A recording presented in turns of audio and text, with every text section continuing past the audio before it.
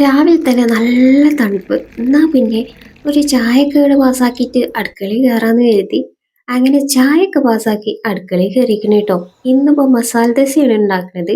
മസാലയൊക്കെ സെറ്റാക്കി ദോശ ചുടാൻ ഇറങ്ങിയപ്പോഴേക്കും എന്താ നിങ്ങളങ്ങനെ ഒറ്റയ്ക്ക് ദോശ ചുടണ്ട ഞാനും കൂടി തരാറിട്ട് ഒറ്റണീച്ച നിൽക്കണം കേട്ടോ. രാവിലെ എണീച്ചാല് ആരും പറ്റൂല. ഞാൻ എന്നെ ഒക്കത്ത് വെക്കണം. എന്നിട്ട് ഓരോ ഒക്കത്ത് വെച്ച് എല്ലാ പണികളും എടുക്കണം. എന്നിട്ട് ഈ കാഴ്ചകളൊക്കെ കാണണം. അതാണ് എൻ്റെ ഹോബി. പക്ഷെ ഇങ്ങനൊക്കെ തെച്ചോ ജോലികൾ ചെയ്യല് ഞമ്മക്കത്ര വലിയ ഹോബിയല്ല. എനിക്ക് ഭയങ്കര ഗതികേടാണ് ഇങ്ങനെ കുറേ സമയം പിടിച്ചു നിന്നിട്ട് ഇങ്ങനെ ഓരോ പണികൾ ചെയ്യല്. അപ്പൊ ഞങ്ങള് മസാല ദോശ ഉണ്ടാക്കിക്കൊണ്ടിരിക്കുകയാണ്. മസാലയൊക്കെ ഓൾറെഡി സെറ്റാക്കി വെച്ചുകൊണ്ട് അത് എടുക്കുക, അതിൽ തേമ്പുക, അത്രേ ഉള്ളൂ. ഇവിടെ എല്ലാവർക്കും ഇഷ്ടപ്പെട്ട ബ്രേക്ക്ഫാസ്റ്റ് ആണ്. അതിന് ഇനി പ്രത്യേകിച്ച് ചട്നിയോ സാമ്പാറോ ഒന്നും വേണ്ട ആവശ്യമില്ല. അങ്ങനെ ഞാൻ ഓരോരോ ദോശകളായിട്ട് ചുട്ടെടുത്തുകൊണ്ടിരിക്കുകയാണ്. പിന്നെ ഓരോരുത്തർക്കായിട്ട് ചായയും കൊടുക്കുന്നുണ്ട് കേട്ടോ. മസാല ദോശയ്ക്കാകുമ്പോൾ ആ ചൂടോടുക്കനെ കഴിക്കണമല്ലോ. അപ്പോൾ ഓരോ സെറ്റ് ആകുമ്പോഴത്തേന് ഓരോരുത്തർക്കും കൊണ്ടേ കൊടുക്കുന്നുണ്ട്. അപ്പോൾ കുറച്ചൊക്കെ ഒന്ന് സോപ്പിട്ട് ഇപ്പച്ചി കൊണ്ട് കൊണ്ടുപോയിട്ടുണ്ടായിരുന്നു കേട്ടോ. അപ്പോൾ ഇപ്പച്ചീൻ്റെ കൂടെ ഒന്ന് ചായ എടുക്കാൻ വേണ്ടി ഇങ്ങനെ കാത്തിരിക്കുകയാണ്. അങ്ങനെ കുറച്ചൊന്ന് ചായയൊക്കെ ഒന്ന് പള്ളിയിലായപ്പോൾ ഇവിടെ ദാ വന്ന് കിടന്നിങ്ങനെ കേട്ടോ.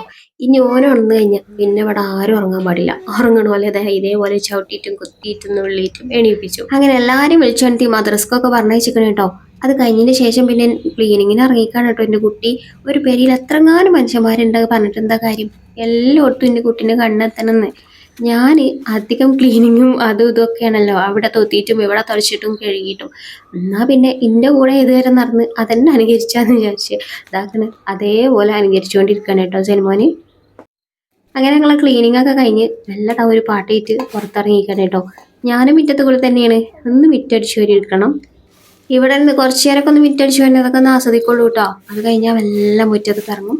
പിന്നെ എൻ്റെ കൂടെ എല്ലാത്തിനും സജീവമായിട്ട് കൂടി തരും. അങ്ങനെ ഞങ്ങൾ രണ്ടാളും കൂടിയിട്ട് മുറ്റടിച്ചവരിലൊക്കെ കംപ്ലീറ്റ് ആക്കിയിട്ടുണ്ടായിനി കേട്ടോ. അത് കഴിഞ്ഞതാ വന്നിട്ട് നമ്മുടെ ചോറിനുള്ള വെള്ളമൊക്കെ തീയൊക്കെ കുടിപ്പിച്ചെടുത്തിക്കണം കേട്ടോ. രാവിലെ ഇപ്പോൾ തീ പിടിപ്പിച്ചൽ വളരെ കുറവാണ് കേട്ടോ. കാരണം നല്ല തണുപ്പായതുകൊണ്ട്. അത് കഴിഞ്ഞൊന്ന് വെയിലൊക്കെ ഒന്ന് വന്നിക്കണ്. ആ സമയത്താണ് നമ്മൾ ചോറിനുള്ള തീയൊക്കെ പിടിപ്പിച്ചെടുക്കണേ കേട്ടോ. അപ്പം എന്നാൽ ഇന്ന് ഇത്രയൊക്കെ ഉള്ളൂ. Okay, bye.